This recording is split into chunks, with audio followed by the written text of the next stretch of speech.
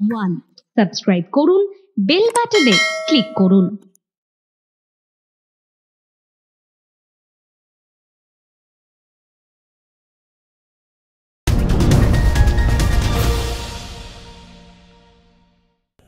এতগুলো দিন পেরিয়ে গিয়েছে, সুপ্রিম কোর্টে পরপর 3টে শুনানি আমরা দেখেছি। সিবিআইয়ের ওপর ভরসা রয়েছে প্রধান বিচারপতি, সিবিআইয়ের ওপর ভরসা রাখতে বলছে সাধারণ মানুষকে। তদন্ত ঠিক যেভাবে চলছে, তদন্তে গতি প্রকৃতি যেভাবে চলছে, তাতে সাধারণ মানুষের ভরসা রাখা উচিত সিবিআইয়ের ওপর এবং সিবিআইকে সাহায্য করা উচিত। আজকে পুজোর জন্য যখন একেবারে 18-17 দিন বাকি, কিন্তু তারপরও মানুষ কিন্তু আর পুজোর জন্য হাতে কর গুনছে না। আমরা সকলেই কর গুনছি সিবিআই কত দ্রুত বিচার করতে সম্ভব হবে। কিন্তু যে প্রশ্নটা সেই 8ই আগস্টের রাত থেকে জমে রয়েছে, অর্থাৎ যে প্রশ্নটা সাধারণ মানুষের, যে প্রশ্নটা তিলোত্তমার পরিবারের, এই 8ই আগস্টের মধ্যরাত থেকে একেবারে 9ই আগস্ট অর্থাৎ পোস্টমর্টম করার পর পুলিশের তড়িঘড়ি যে প্রচেষ্টা ডেড বডি পুড়িয়ে দেওয়ার জন্য, এই মধ্যের সময়টুকু ঠিক কি হয়েছিল। মীনাক্ষী মুখোপাধ্যায় কিন্তু সিবিআই দফতরে গিয়েছিলেন, সিবিআই জিজ্ঞাসাবাদ করেছিল, তিনি যে গিয়েছিলেন তার ভূমিকা কি, সব নিয়ে আলোচনা করব। ক্রসকিউর আরও একটি পর্বে আপনাদেরকে স্বাগত। আমি সৈকত রয়েছে আপনাদের সঙ্গে, এবং আজকে যিনি উপস্থিত রয়েছেন প্রথমবার আমাদের ক্রসকিউর আলোচনায়, শুনলে অবাক হবেন, সেই রাত অর্থাৎ যে ভয়ঙ্কর রাত 8ই আগস্ট, সেই রাতে তিনি অন ডিউটি ছিলেন। চিকিৎসক, বিশিষ্ট চিকিৎসক Tapas Pramanik, medical officer, critical care medicine, RG Kar হাসপাতালে। আপনাকে স্বাগত চ্যানেল ওয়ানে। এবং তার সঙ্গে বরাবর মতোই রয়েছেন অধ্যাপক তথা রাজনৈতিক বিশেষজ্ঞ ডক্টর বিশ্বজিৎ দাস। তবে সবার প্রথমেই আমি তাপস বাবুর কাছে আসবো। তাপস বাবু, জানতে চাইবো যে প্রশ্নটা এই মুহূর্তে সারা বাংলা জানতে চায়, বা এই বিগত 1 মাস ধরে তারা জানতে চেয়েছে, সেদিনের রাত থেকে ভোর বাড়িতে, নির্যাতিতার বাড়িতে ফোন গেল, এই যে মাঝখানের ভূমিকাটা, পুলিশের ভূমিকা, আপনি তো চাক্ষুষ দর্শন করেছেন, দর্শকদের যদি একটু দেখুন, আমার ডিউটি ছিল, আমি বেসিক্যালি ক্রিটিক্যাল কেয়ার মেডিসিনে বাই দ্য টাইম পোস্টেড ছিলাম, কিন্তু as a emergency medical officer আমাদের মাঝে মধ্যে ডিউটি করতে হয় যখন কোনো এমার্জেন্সিতে ক্রাইসিস হয়। এবং আমি সেই দিন ক্রাইসিসের জন্যই ফার্স্ট ডিউটি করি প্রায় 3 বছর পরে, কারণ আমার বেশ কিছু অপারেশন হওয়ার জন্য পোস্ট কোভিড কমপ্লিকেশানে ওই দিনই আমি ফার্স্ট ডিউটিতে যাই, মানে এমার্জেন্সিতে। তো রাত 8টা থেকে পরের দিন মানে 9 তারিখ সকাল 8টা পর্যন্ত, এই ডিউরেশনের ভেতরে কোনো কিছু আমি দেখতে পাইনি বা কোনো কিছু আনইউজুয়াল ঘটেছে অ্যাটলিস্ট আমার চোখে পড়েনি। কারণ একটা ডিপার্টমেন্টে অনেক দিন বাদে যখন ডিউটি করতে যেতে হয়, তখন এমার্জেন্সি একটা ডাইনামিক এমার্জেন্সি, অনেক স্টাফ থাকে, অনেক টাইপের ডক্টর থাকে, মানে অনেক ক্যাটাগরি অফ স্টাফ থাকে। সো আমার পক্ষেও সম্ভব হয়নি। কিন্তু 9 তারিখে সকালবেলা মানে 8টায় আমার হ্যান্ডওভার শেষ হলো, এবং তারপরে আমাদের যে নেক্সট এমার্জেন্সি মেডিকেল অফিসার, মানে ওখানকার যে পার্মানেন্ট ফ্যাকাল্টি ডক্টর পলি সমাদ্দার ম্যাডাম, উনি আমারও ম্যাডাম ছিলেন বাই দা, মানে তখন উনি ডিউটিতে আসেন, উনি 8টায় ঢুকে পড়েন আমাকে 8টায় হ্যান্ডওভার দেওয়ার জন্য, এবং আমি হ্যান্ডওভার ওনাকে দিয়ে দিই। দেওয়ার পরে যা হয় আমাদের কলিগদের মাঝে আমরা একটু চা বিস্কিট খেয়ে এই কথা বলতে বলতে, অনেক দিন বাদে আমি ওখানে ডিউটি করছি, আমার হেলথ ইস্যু নিয়ে ডিসকাশন হওয়ার পরে আমি 9টার সময় বেরিয়ে যাই। তিলোত্তমার মৃত্যুর খবর আপনি ঠিক কটার সময় পান? আমি আমার ঘরে চলে যাই তখন 11টা 45 নাগাদ অ্যাপ্রক্স টাইম। আমার নিজের যে আমাদের হোয়াটসঅ্যাপ গ্রুপ আছে ব্যাচের, সেখানে একটা মেসেজ আসে যেরকম একটা কোনো মর্মান্তিক দুর্ঘটনা আরজি করে ঘটেছে। এবং সেই ঘটনা যখন আমি, তখন তো ঘটনাক্রমে শুনে খুব শকড হয়ে গেলাম, যেরকম একটা ঘটনা রাতে ঘটেছে, আমি ডিউটি করে এলাম, আমি কিছুই জানি না। তখন যেটা হলো, তখন আমি বিভিন্ন জায়গায়, মানে আমাদের এমার্জেন্সিতে আমার যারা পরিচিত ছিল, আমি তাদেরকে সবাইকে ফোন করতে শুরু করি। আচ্ছা, এরকম একটা ঘটনা ঘটে গেল 8 তারিখ রাতে, সঞ্জয় একা গিয়ে এত কিছু করলো, আরজি করকে আপনি একদম কাছ থেকে দেখেছেন, এটা কি সঞ্জয়ের পক্ষে সম্ভব? দেখুন, আমি প্রথম দিন থেকেই বলে আসছি যে এটা সঞ্জয়ের দ্বারা একা সম্ভব নয়, এবং যদিও এটা হয়তো লিগালি দেখা উচিত নয়, কিন্তু এখন সোশ্যাল মিডিয়ার দৌলতে সেটা হয়তো বলবেন যে আমি এটা কেন দেখেছি। সোশ্যাল মিডিয়ায় যেটুকু দেখেছি বা আমার ডাক্তারি পয়েন্ট অফ ভিউ থেকে যেটা দেখেছি, এই যে সমস্ত রিপোর্ট, সেই রিপোর্ট দেখার পরে আমার তো কোনো অংশে মনে হয়নি যে সঞ্জয় রায়ের পক্ষে এটা সম্ভব। এটা অসম্ভব। আপনি তো সন্দীপ ঘোষকে দেখেছেন কাছ থেকে, তার সঙ্গে কাজ করেছেন।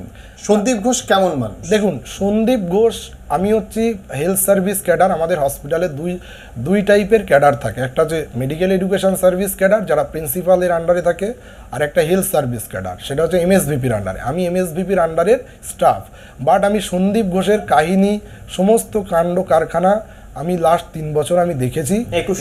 21 সাল থেকে ও যখন জয়েন করেছে তারপর থেকে। এবং আরজি কর একটা যে জিনিসটা হয় না, এর আগে একজন প্রিন্সিপাল স্যার ছিলেন, কারণ আমি ওই কলেজেরই অ্যালুমনি, ডক্টর শুদ্ধোধন বটব্যাল। সেই টাইম পিরিয়ডটা বা তার আগেও যারা প্রিন্সিপাল ছিলেন, সুশান্ত ব্যানার্জি স্যার, পার্থজিৎ বন্দ্যোপাধ্যায়, যারা আমাকে পার্সোনালি চেনেন এবং আমাকে ম্যাক্সিমাম প্রফেসর চেনে, এবং তারা মানে হসপিটালে আমাকে হয়তো ম্যাক্সিমাম লোক প্রথম থেকেই চেনে। সঞ্জয় বশিষ্ঠ আপনি যার কথা বলছেন, তিনি কেমন মানুষ? সঞ্জয় বশিষ্ঠ, দেখুন ব্যাপারটা হচ্ছে যে এই যে সন্দীপ ঘোষ যাদেরকে নিয়ে এসেছিলেন, মানে আমি আপনার এটা উত্তর দেওয়ার আগে একটা এলাবোরেট করে আরেকটা কথা বলতে চাই। সেটা হলো যে আরজি কর স্বর্গ ছিল বটব্যাল স্যারের আমলে, সন্দীপ ঘোষ আসলো, এবং সন্দীপ ঘোষ আসার পরে সেই স্বর্গটা নরকে কীভাবে হলো দেখুন। আমাদের আরজি করের এক্স স্টুডেন্ট অ্যাসোসিয়েশন একটা অ্যালামনি আছে, তারা অনেক ভালো ভালো প্রফেসর ছিল, যারা ভালো ডাক্তার, ভালো একাডেমিক। সন্দীপ ঘোষ এসে দেখলো যে এদের প্রচণ্ড রেসপেক্ট করে সমস্ত স্টুডেন্ট। ও কী করলো, রাতারাতি সবাইকে তাড়িয়ে দিল। আমি জানি না প্রশাসনিক কোন ক্ষমতার জোরে রাতারাতি, মানে এমনও হয়েছে হোয়াটসঅ্যাপ ট্রান্সফার।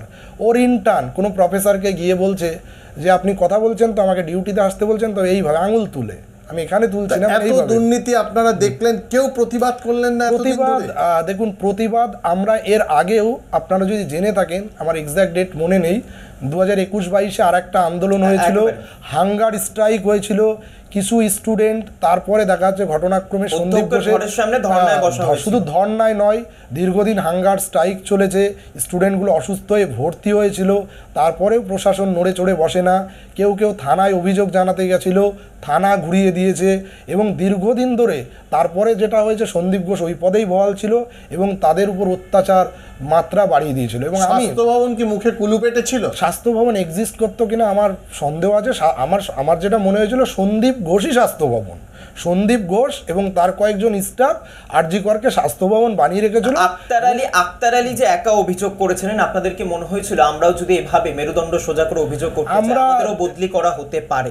দেখুন, সবাইকে বদলি করা হয়েছে। আমি 6 থেকে 7 বার রেজিগনেশন দিয়েছি এবং দিনের পর দিন দিয়ে গেছি, অত্যাচারে অতিষ্ঠ হয়ে। ইভেন আমাকে সুপারের ঘরে পর্যন্ত, এই যে কালকে যে কালপ্রিটটাকে ধরেছে আশিস পান্ডে, একে আমি ডাক্তার বলবো না, এ এবং এর বাহিনী হচ্ছে গুন্ডা। সুপার অফিসে আমাকে রীতিমতো মার্ডার থ্রেট করে এবং বলে কলার ধরে সন্দীপ ঘোষের ঘরে নিয়ে যাব। কেন? সেটা হচ্ছে যে আমি মানস ব্যানার্জি, বাই দ্য টাইম যিনি প্রিন্সিপাল হিসেবে ওনার জায়গায় আসেন, তিনি আমার প্রফেসর ছিলেন সেকেন্ড ইয়ারে, তাকে আমি কেন সাপোর্ট করি? কি হয়েছিল সেই ঘটনাটা একটু বলবেন আমাদের, যে আপনার কলার ধরেছিল আরজি করের? ধরতে গেছিল এই আশিস পান্ডে, সূর্যেশ দাস, ওদের যে গ্যাং, এই সিন্ডিকেট। আমি একদিন অ্যাডিশনাল মেডিকেল সুপারিনটেন্ডেন্ট ঘরে আমার 3rd অপারেশনের পরে আমি ছুটির জন্য অ্যাপ্লাই করতে যাই, কারণ মুম্বাই অপারেশন, 3rd না 4th অপারেশনের পরে মুম্বাই আমার চেক আপ ছিল।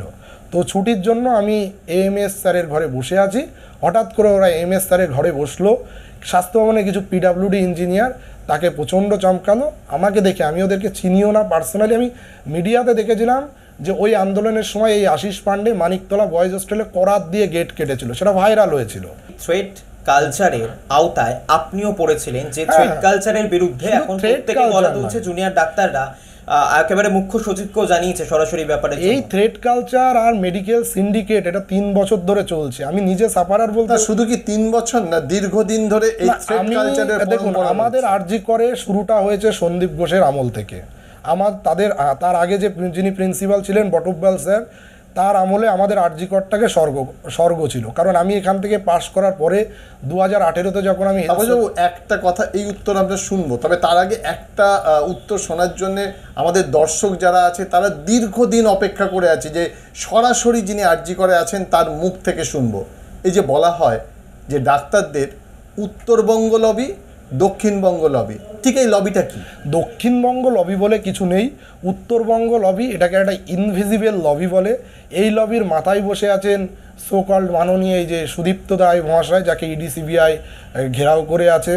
তারপরে হচ্ছে ডক্টর সুশান্ত রায়, তাকে ওই কোভিডের সময় হঠাৎ করে, আমি জানি না এদের উৎপত্তি, আমারও জানা নেই, এদের কোথায় টিকি পাতা আছে আমার আইডিয়া নেই।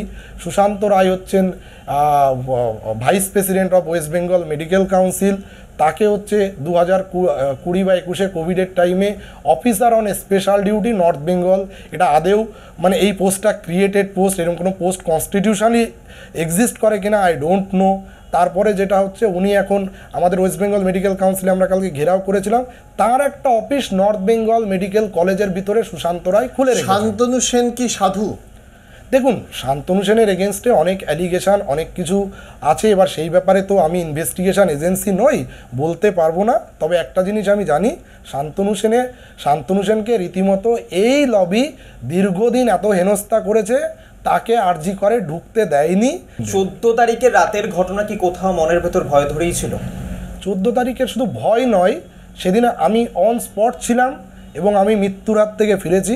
আমার সেদিন দেখে মনে হয়েছিল, এবং আমি বিভিন্ন জায়গায় ফোন 14 তারিখ করছিলাম। রাতে তাপসবাবু, 14 তারিখ রাতে আপনি কি দেখলেন আপনার কাছ থেকে শুনুন। দেখুন, 14 তারিখ রাতের বেলা হঠাৎ করে, আমি থাকি আরজি করের পাশেই, হঠাৎ করে আমরা আরজি করে এলাম। সেদিন ওরকম ওই রাত ডাকার একটা সবাই, পুরো বেলগাছিয়া ফ্লাইওভার থেকে শ্যামবাজার পর্যন্ত লক্ষ লক্ষ লোক, তার মাঝখান থেকে আমরা আসছিলাম।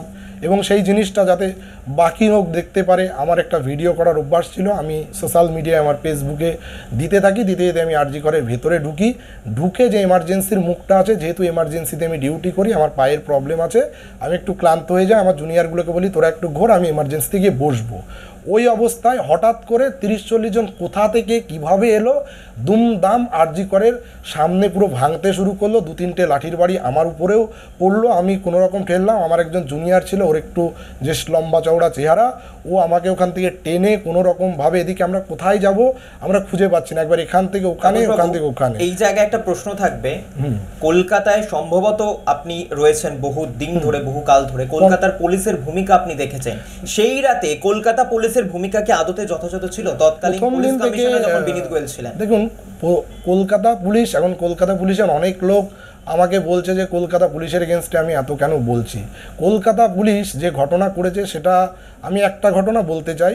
দিল্লিতে যে নির্ভয়া কেস হয়েছিল, সেখানে কিছু অ্যাপলিটিক্যাল লোক বাসের ভিতরে মার্ডার অ্যান্ড রেপ করেছিল। তারপরে দিল্লি পুলিশ যেভাবে তদন্ত করেছিল, সেই তদন্ত সত্যিই একটা দেখার মতো তদন্ত। আর আমাদের এখানে কি হলো, আমাদের এখানে আরজি করে, আমি বলবো নির্ভয়ার থেকেও ভয়ঙ্কর এই মর্মান্তিক পরিণতি হয়েছে অভয়ার। সে যে কারণে কোনো কারণে হয়ে গেছে। কলকাতা পুলিশ, সন্দীপ ঘোষ তার অ্যাডমিনিস্ট্রেশন খারাপ, কিন্তু কলকাতা পুলিশ যে ন্যাক্কারজনক ভূমিকা দেখিয়েছে, আমি তো মানে অবাক যে এই কলকাতা পুলিশের উপর। এখন যদি আমার, আপনি কি কলকাতা পুলিশ মানে পুরো টিমকে বলছেন, বিনীত গোয়েলকে বলছেন? দেখুন, কোনো প্রমাণ লোপাট বিশেষজ্ঞ ছাড়া এই কাজ সম্ভব হয় না। এবার আপনারা এটা বুঝে নিন যে প্রমাণ লোপাট বিশেষজ্ঞকে, আজকে অভিজিৎ মণ্ডল, আপনার মনে হয় যে অভিজিৎ মণ্ডলের একজন ওসি ক্যাটাগরির লোক, তার ক্ষমতা আছে ওই জায়গায় গিয়ে তালা থানার ভূমিকা নিয়ে অবশ্যই আমরা একটু বিশ্বজিৎ বাবু আপনার প্রশ্ন আসবো, তবে সময় এই মুহূর্তে একটা ছোট্ট বিরতি, দ্রুত ফিরছে বিরতির পর, সঙ্গে থাকবেন প্লিজ।